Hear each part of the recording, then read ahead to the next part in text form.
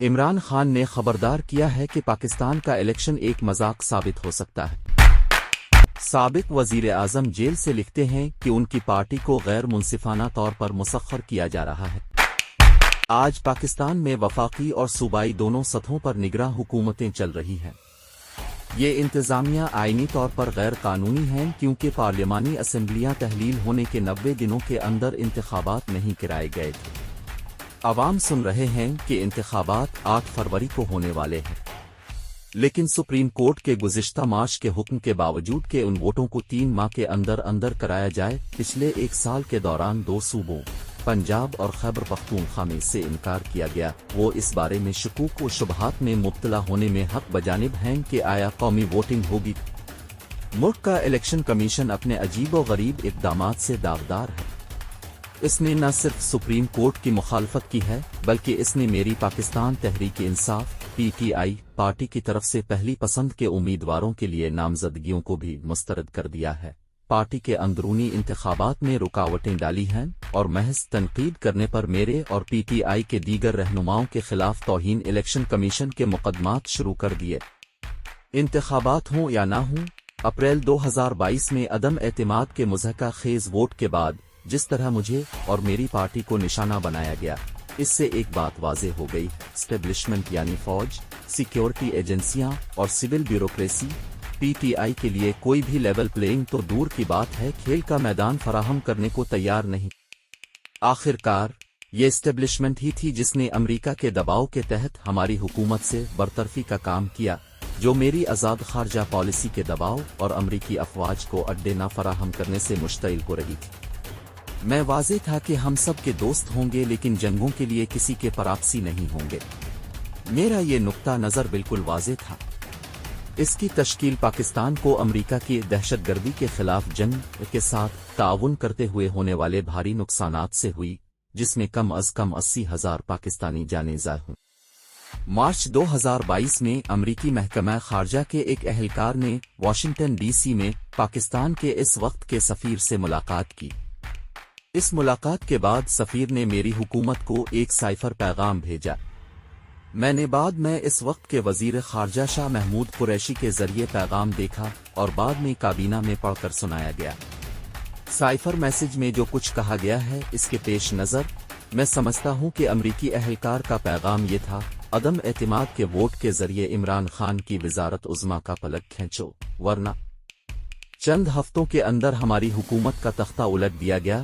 اور میں نے دریافت کیا کہ پاکستان کے chief of army staff general Qamar Javed Bajwa security ایجنسیوں کے ذریعے ہمارے اتحادیوں اور پارلیمانی بیک بینچرز پر کئی مہینوں سے ہمارے خلاف کارروائی کر رہے تھے۔ حکومت کی اس تبدیلی کے خلاف احتجاج کرنے کے لیے لوگ سڑکوں پر نکل آئے اور اگلے چند مہینوں میں PTI نے 37 میں سے 28 ضمنی انتخابات میں کامیابی حاصل کی اور ملک بھر میں زبردست ریلیاں نکالیں، جس سے یہ واضح پیغام گیا کہ عوام کہاں کھڑی ہے۔ ان ریلیوں نے خواتین کی شرکت کی اس سطح کو راغب کیا جس کی پاکستان کی تاریخ میں مثال نہیں ملتی۔ اس نے ان طاقتوں کو بے چین کر دیا جنہوں نے ہماری حکومت کو ہٹانے کا کام کیا تھا۔ ان کی گھبراہٹ میں اضافہ کرنے کے لیے ہماری جگہ لینے والی انتظامیہ نے معیشت کو تباہ کیا۔ 18 ماہ کے اندر اندر بے مثال افراط زر اور کرنسی کی قدر میں کمی آئی۔ اس کا تضاد سب کے لیے واضح تھا۔ PTI حکومت نے نہ صرف پاکستان کو دیوالیہ ہونے سے بچایا تھا بلکہ اس نے کووڈ کے وبائی مرض سے نمٹنے کے لیے بین الاقوامی تعریف بھی حاصل کی تھی۔ اس کے علاوہ اجناس کی قیمتوں میں اضافے کے باوجود ہم نے معیشت کو 2021 میں 5.8% اور 2022 میں 6.10% کی حقیقی GDP تک پہنچایا۔ بدقسمتی سے اسٹیبلشمنٹ نے فیصلہ کر لیا تھا کہ مجھے دوبارہ اقتدار میں آنے کی اجازت نہیں دی جائے گی، اس لیے مجھے سیاسی منظرنامے سے ہٹانے کے تمام طریقے استعمال کیے گئے۔ میری زندگی پر 2 قاتلانہ حملے ہوئے۔ میری پارٹی کے رہنماؤں، کارکنوں اور سوشل میڈیا کے کارکنوں کو معاون صحافیوں کے ساتھ اغوا کیا گیا، قید کیا گیا، تشدد کا نشانہ بنایا گیا اور PTI چھوڑنے کے لیے دباؤ ڈالا گیا۔ ان میں سے بہت سے لوگ ابھی بھی پابند سلاسل ہیں۔ جب بھی عدالتیں انہیں ضمانت دیتی ہیں یا رہا کرتی ہیں تو ان پر نئے الزامات لگائے جاتے ہیں۔ اس سے بھی بدتر بات یہ ہے کہ موجودہ حکومت پی ٹی آئی کی خواتین رہنماؤں اور کارکنوں کو دہشت زدہ اور ڈرانے میں ہر حد پار کر چکی ہے تاکہ وہ سیاست میں حصہ نہ لے۔ مجھے تقریباً 200 قانونی مقدمات کا سامنا ہے اور مجھے کھلی عدالت میں عام ٹرائل سے انکار کیا گیا ہے۔ 9 مئی 2023 کو ایک جھوٹے فلیگ آپریشن جس میں دیگر چیزوں کے ساتھ ساتھ فوجی تنصیبات پر آتش زدگی کا الزام پی ٹی آئی پر لگایا گیا کے نتیجے میں 48 گھنٹوں کے اندر کئی ہزار گرفتاریاں، اغوا اور مجرمانہ الزامات عائد کیے گئے۔ رفتار نے ظاہر کیا کہ یہ پہلے سے تیار شدہ منصوبہ تھا۔ اس کے بعد ہمارے بہت سے رہنماؤں کو تشدد کا نشانہ بنایا گیا اور ان کے اہل خانہ کو ڈرایا دھمکایا گیا تاکہ وہ پریس کانفرنس اور انجینئر ٹیلی ویژن انٹرویوز میں یہ بتائیں کہ وہ پارٹی چھوڑ رہے۔ کچھ کو دوسری نئی بننے والی سیاسی جماعتوں میں شامل ہونے پر مجبور کیا گیا۔ دوسروں کو مجبور کیا گیا کہ وہ میرے خلاف جھوٹی گواہی دے۔ ان سب کے باوجود دسمبر 2022 میں 38 جگہ ہونے والے الیکشن میں 66% حمایت کے ساتھ پی ٹی آئی مقبول رہی۔ میری ذاتی منظوری کی درجہ بندی اس سے بھی زیادہ ہے۔ اب الیکشن کمیشن پارٹی کو الیکشن لڑنے کے حق سے محروم کرنے کے لیے ہر طرح کی غیر قانونی چالوں میں ملوث ہے۔ عدالتیں روز بروز اپنا اعتبار کھوتی نظر آ رہی ہیں۔ دریں اثنا کرپشن کے الزام میں سزا یافتہ سابق وزیر اعظم نواز شریف برطانیہ سے واپس آ گئے ہیں، جہاں وہ پاکستانی انصاف سے مفرور کی حیثیت سے رہ رہے تھے۔ نومبر میں ایک پاکستانی عدالت نے ان کی سزا کو کالعدم کر دیا۔ میرا یقین ہے کہ مسٹر شریف نے اسٹیبلشمنٹ کے ساتھ ایک معاہدہ کیا ہے جس کے تحت اسٹیبلشمنٹ نواز شریف کی بریت کی حمایت کرے گی اور آئندہ انتخابات میں شریف کو جتوانے میں پورا کردار ادا کرے گی۔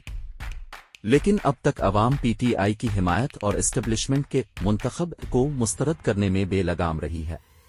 ان حالات کی روشنی میں 8 فروری کو انتخابات ہو سکتے ہیں۔ پی ٹی آئی کے علاوہ تمام جماعتوں کو آزادانہ انتخابی مہم چلانے کی اجازت ہے۔ میں غداری کے مضحکہ خیز الزامات میں قید تنہائی میں قید ہوں۔ ہماری پارٹی کے وہ چند رہنما جو آزاد رہتے ہیں اور انڈر گراؤنڈ نہیں ہوتے، انہیں مقامی ورکرز کنونشن بھی منعقد کرنے کی اجازت نہیں۔ جہاں پی ٹی آئی کے کارکن اکٹھے ہونے میں کامیاب ہوتے ہیں، انہیں پولیس کی وحشیانہ کارروائی کا سامنا کرنا پڑتا ہے۔ اس منظرنامے میں یہاں تک کہ اگر انتخابات کرائے گئے تو وہ ایک تباہی اور ایک مذاق ثابت ہوں گے، کیونکہ پی ٹی آئی کو انتخابی مہم چلانے کے اس کے بنیادی حق سے محروم کیا جا رہا ہے۔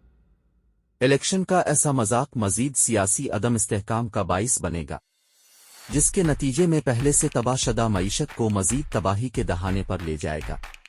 پاکستان کے لیے آگے بڑھنے کا واحد قابل عمل راستہ منصفانہ اور آزادانہ انتخابات ہیں، جو سیاسی استحکام اور قانون کی حکمرانی کو واپس لانے کے ساتھ ساتھ ایک مقبول مینڈیٹ والی جمہوری حکومت کی جانب سے اشد ضروری اصلاحات کا آغاز کریں گے۔